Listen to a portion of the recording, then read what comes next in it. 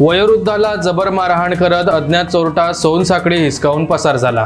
नापणे धनगरवाडा येथे ही घटना घडली आहे। या घटनेने वैभववाडी तालुका हादरलाय। वयोवृद्ध पुरुषोत्तम नरहरी प्रभुलकर हे या हल्ल्यात गंभीर जखमी झाले आहेत। त्यांच्या डोक्याला मोठी जखम झाली आहे, तसेच दोन्ही हाताची बोटे तुटली आहेत। जखमी प्रभुलकर यांना उपचारासाठी कणकवली येथील खासगी दवाखान्यात हलवण्यात आले आहे। ही घटना मंगळवारी सकाळी 7:30च्या सुमारास घडली।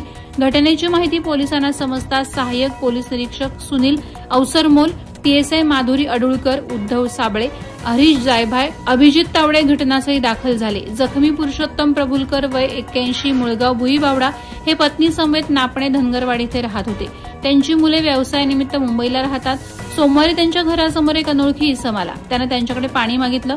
प्रभुलकर यांनी दरवाजा न उघडताच खिडकीतून त्याला पाण्याची बॉटल दिली। तो इसम पाणी पिऊन माघारी गेला। मंगळवारी सकाळी प्रभुलकर हे बाहेर अंगणात गेले असता त्यांच्यावर पाळत ठेवून असलेल्या चोरट्यानं अचानक हल्ला केला। लाकडी दांडक्याचा जोरदार प्रहार त्याने प्रभुलकर यांच्या डोक्यात केला। त्याने डोक्यावर दोन्ही हात घेताच दांडक्याचा फटका बोटांवर बसला।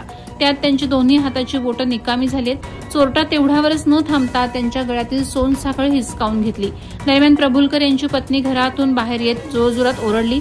त्यानंतर तो चोरटा बाहेर पळाला। बाहेर उभी करून ठेवलेल्या मोटरसायकलवरून त्याने धूम ठोकली। प्रभुलकर यांनी ही माहिती स्थानिक रिक्षा चालकांना दिली। त्यानंतर नापणे गावातील स्थानिक नागरिक यांनी प्रभुलकर यांच्या घरी धाव घेतली। पोलिसांना या घटनेची माहिती मिळताच पोलीस तात्काळ घटनास्थळी दाखल झाले। घटनेचा पोलिसांनी पंचनामा केला। वयोवृद्ध प्रभुलकर यांना जखमी अवस्थेत वैभववाडी येथील ग्रामीण रुग्णालयात पोलीस आणि नागरिकांनी हलवलं। पुढील उपचारासाठी त्यांना कणकवली येथे हलवण्यात आले। या घटनेनं संपूर्ण वैभववाडी तालुका हादरून गेलाय। या घटनेचा अधिक तपास पोलीस निरीक्षक सुनील अवसरमोल करत आहेत।